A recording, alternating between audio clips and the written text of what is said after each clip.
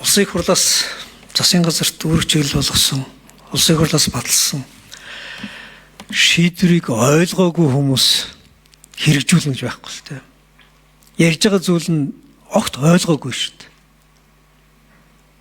Тэгээ өөрийнхөө бодлоо яриад сүулдэ улсын их хурл бидэнд яаж хяналт тавих тухайг засгийн газар заах юм байна л да.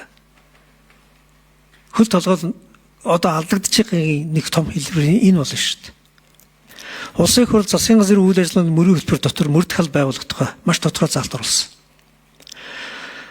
Аюулгүй гадаад удирдлагын байнгын ороо энэ хар тамхи мансууруулах бодистой холбоотой асуудлаар тусдаа мөрдний шалгах чиглэл байгуулах тухай маш тодорхой үүрэг даалгавар өгсөн.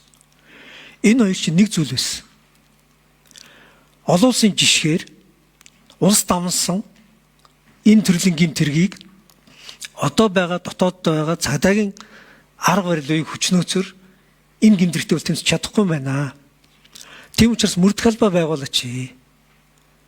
Хар тамхи, захим гэмт хэрэг, хүн удалдаалах дандаа улс дамнаж хийгддэг. Зүгээр үндэсний дотоодд байдаг гэмт хэрэг ерөөсөө биш. Маш том эдийн засгийн сонирхолтой. Орлого бизнесийнх нь одоо хүрээнд хэвийн бизнесээс хамаагүй том орчдөг. Тэрүүгээрээ ингээд зохион байгуулалтанд наривчлаад орчдөг.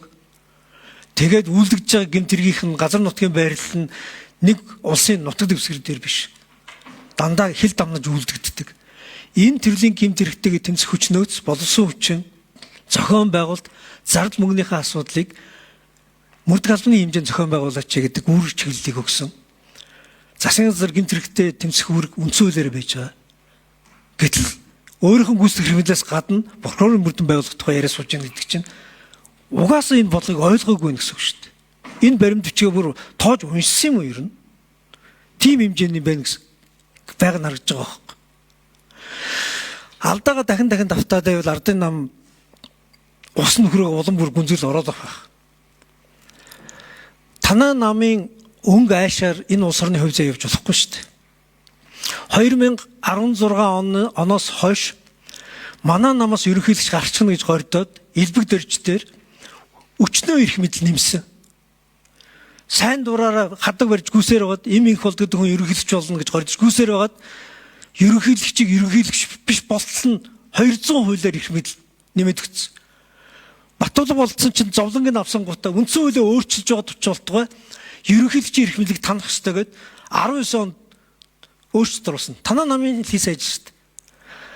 Дараа нь өөрийнхөө ерөнхийлөгч гараад ирэхээр бүгдээрээ нөгөө үндсэн хуулийн өөрчлөлт гараад хийгээд Батулгыг хинч биш болгоно гэж хэлсэн бодлогоос өөрчлөгдөд бүгд хадаг бараг үтсэн.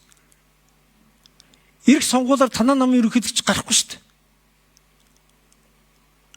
Энэ зовлонго хэд дахин үүрэх гэж байгаа.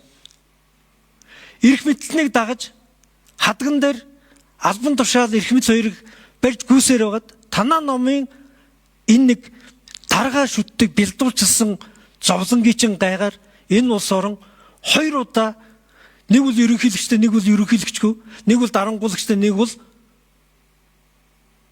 нэг өөр юмтай болж хораад ингээд жүжиг тол дууслаа шүү дээ.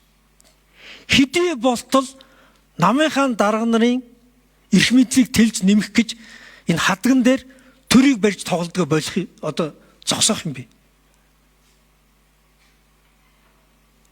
Ингээд нэг нэгэндээ нэр өгөөд нэг нэгийг хулгаад зарлаад тэгээд сүулдэ танаа намаас болж Монгол улсын төр хэмэрч шít. Үндсэн хуулийн байгууллал нурж унж шít. Могоныхаа ажлыг нам дотор л хийх юм байгаас төр дотор хийж болохгүй шít.